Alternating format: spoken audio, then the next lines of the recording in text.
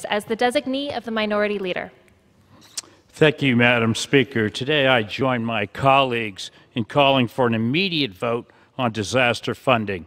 In 2018 and so far in 2019, we've witnessed devastating disasters with hurricanes hitting Florida, Georgia, Alabama, and the Carolinas, wildfires in California, flooding in the Midwest, an earthquake in Alaska, and several other widespread weather events that have harmed communities across our country and our territories.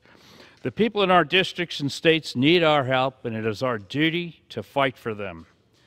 I thank my colleagues for joining me today, and Madam Speaker, I thank my good friend Representative Carter for his impassioned words, and obviously he's echoing thoughts that we've heard from the other speakers. Seldom has a special orders ever been so well subscribed. So many people came to speak, so many people moved and hurt by the disaster.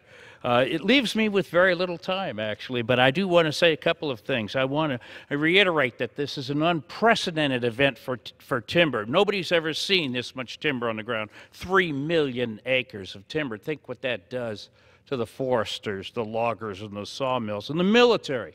We have lost an Air Force base, probably $4 to $6 billion worth of damage to that. We will rebuild it. We will rebuild it, and it will be great, but we need help from Congress to do that. I had a Navy base in my district, $288 million in damage. I have a Coast Guard base in my district that's particularly sad. They have a single building standing. They were victims of the storm. They were first responders to the storm. They were not paid because they're in the Department of Homeland Security for a month. It's shameful. These are fine people in the Coast Guard.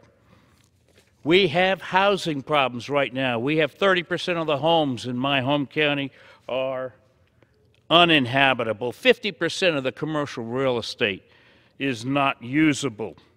We have a special geography. We're 100 miles away from the next place where there's multifamily housing. We need housing on the ground in the affected areas. We're running. Well, I just want to thank, Madam Speaker, all the people who took the time to come and obviously tell our story, which is a sad story.